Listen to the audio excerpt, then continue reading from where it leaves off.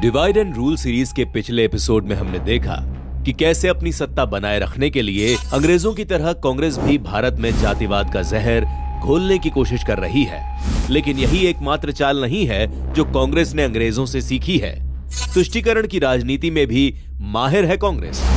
साल 1857 के पहले स्वतंत्रता संग्राम के बाद अंग्रेज समझ गए थे कि बिना भारतीयों को अलग अलग बांटे ज्यादा समय तक भारत पर राज नहीं किया जा सकता है।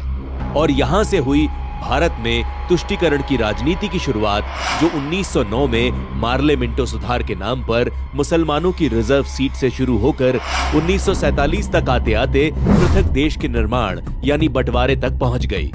जहां एक तरफ अंग्रेजों को अपनी सत्ता बनाए रखने के लिए मुस्लिम तुष्टीकरण की जरूरत थी, तो वहीं दूसरी तरफ जल्दी सत्ता पाने की चाह में कांग्रेस मुस्लिम लीग की हर मनमानी मानती चली गई। 1947 में भारत तो बट गया, लेकिन नहीं बदली इनकी बांटने की राजनीति। और अंग्रेजों के जाने के बाद कांग्रेस ने भी इसी डिवाइड एंड रूल की नीति को अपनी स्थायी पॉलिसी बना लिया। डिवाइड एंड रूल एपिसोड 2, तुष्टीकरण की राजनीति।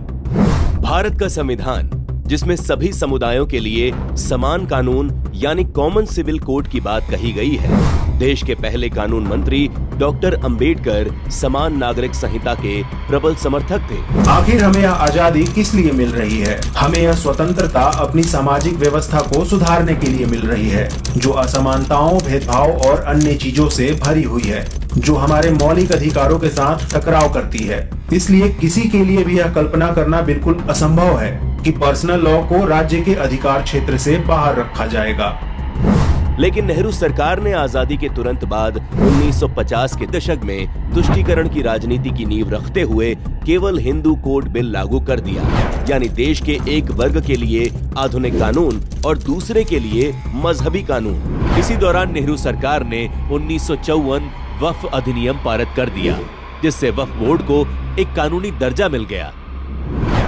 आज भारतीय सेना और रेलवे के बाद देश में सबसे ज्यादा करीब 8 लाख एकड़ की जमीन वक्फ बोर्ड के पास है। और इसके बाद आगे चलकर इसी क्रम में इंदिरा गांधी ने 1973 में मुस्लिम पर्सनल लॉ बोर्ड की स्थापना कर दी। जिस तरह अंग्रेज अलग अलग समुदायों के साथ अलग अलग व्यवहार करके देश को कई हिस्सों में बांटे रखते थे, वही काम आजादी के बाद अब कांग्रेस कर रही थी। और कांग्रेस की इस तुष्टीकरण की राजनीति में मील का पत्थर साबित हुआ शाहबानो केस। शाहबानो केस, जहां एक तलाक पीड़िता मुस्लिम महिला को गुजारा भत्ता देने के सुप्रीम कोर्ट के आदेश को राजीव गांधी सरकार ने संसद में कानून बनाकर पलट दिया। देश को बांटने की यह अकेली कांग्रेसी नीति नहीं थी। आजादी के बाद भारत में 500 से ज्यादा रियासतों का विलय हुआ, लेकिन अकेले जम्मू और कश्मीर को अनुच्छेद 370 के आधार पर स्पेशल स्टेटस दिया गया। अस्थायी तौर पर लागू इस प्रावधान को कई दशक बीत जाने के बाद भी कांग्रेस सरकारों ने कभी हटाने की कोशिश नहीं की। अनुच्छेद 370 की मदद से जम्मू और कश्मीर को हमेशा देश से अलग थलग रखा गया। इसी वजह से कश्मीर में अलगाववाद फैला और लाखों कश्मीरी पंडितों को कश्मीर से पलायन करना पड़ा। जम्मू और लद्दाख को गंभीर भेदभाव झेलना पड़ा और लाखों लोग नागरिकता के अधिकार से वंचित रहे।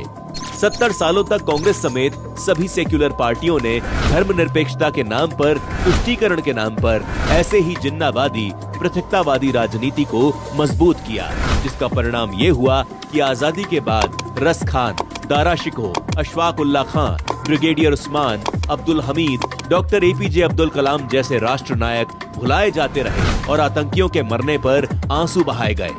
भारत में हर धर्म के लोग आतंकवाद का शिकार बने, लेकिन कांग्रेस ने अपने राजनीतिक फायदे के लिए एक तरफ हिंदू आतंकवाद के नाम पर पाकिस्तान की मदद की और दूसरी ओर सिमी और पीएफआई जैसे संगठनों पर नरमी बरती।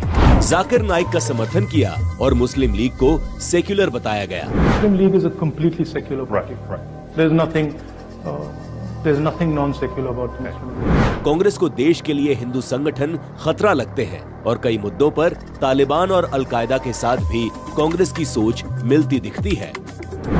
तुष्टीकरण की सोच इतनी खतरनाक है कि वो आतंकियों को बचाने के लिए अदालत तक पहुंच जाती है। जिस तरह अंग्रेजों ने अपनी सत्ता बनाए रखने के लिए एक समुदाय का इस्तेमाल दूसरे के खिलाफ किया, वैसे ही मनमोहन सिंह ने देश के संसाधनों पर पहला हक मुसलमानों का बताकर देश को अल्पसंख्यक बहुसंख्यक की बहस में ही उलझाए रखा। We will have to devise innovative plans to ensure that minorities, particularly the Muslim minority, are empowered to share equitably in the fruits of development. They must have the first claim on our resources. और इस तरह से vote bank में अंधी कांग्रेस ने SC, ST और OBC वर्ग को हमेशा नजरअंदाज किया। सेक्युलरिज्म के नाम पर कांग्रेस हमेशा देश में पृथकतावाद का जहर बोती रही है।